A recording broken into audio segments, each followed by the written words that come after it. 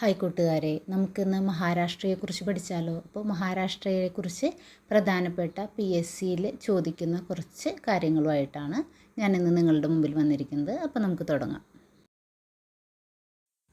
ജനസംഖ്യയിൽ 2ാം സ്ഥാനത്തുള്ള സംസ്ഥാനമാണ് മഹാരാഷ്ട്ര.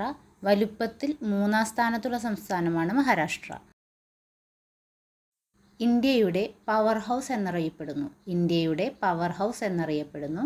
ഏറ്റവും കൂടുതൽ വൈദ്യുതി ഉൽപ്പാദിപ്പിക്കുന്ന സംസ്ഥാനം കൂടിയാണ് മഹാരാഷ്ട്ര. അപ്പോൾ ഇന്ത്യയുടെ പവർ ഹൗസ് എന്നറിയപ്പെടുന്നതും ഏറ്റവും കൂടുതൽ വൈദ്യുതി ഉൽപ്പാദിപ്പിക്കുന്ന സംസ്ഥാനവും മഹാരാഷ്ട്ര തന്നെയാണ്.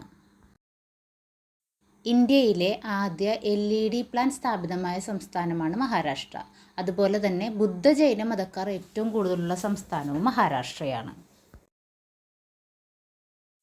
ഏറ്റവും കൂടുതൽ വന്യജീവി സങ്കേതമുള്ള സംസ്ഥാനം മഹാരാഷ്ട്ര. ഇന്ത്യയിൽ ഏറ്റവും കൂടുതൽ മാലിന്യം പുറന്തള്ളപ്പെടുന്ന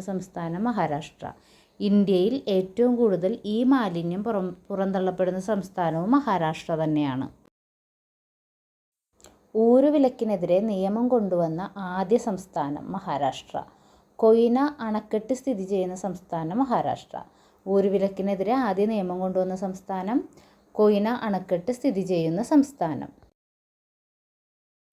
അജന്ത എല്ലോറ ഗുഹകൾ സ്ഥിതി ചെയ്യുന്ന സംസ്ഥാനം. വരൾച്ചയെ പ്രതിരോധിക്കാൻ മിഷൻ ഡ്രിങ്കിങ് വാട്ടർ എന്ന പദ്ധതി ആരംഭിച്ച ഇന്ത്യൻ സംസ്ഥാനവും മഹാരാഷ്ട്രയാണ്. അപ്പോൾ അജന്ത എല്ലോറ ഗുഹകൾ അവിടെ സ്ഥിതി ചെയ്യുന്നു. അതുപോലെ വരൾച്ചയെ പ്രതിരോധിക്കാൻ മിഷൻ ഡ്രിങ്കിങ് വാട്ടർ എന്ന പദ്ധതി കൊണ്ടുവന്നത് മഹാരാഷ്ട്രയാണ്. മലബാർ ഹിൽ സ്ഥിതി ചെയ്യുന്ന സംസ്ഥാനം.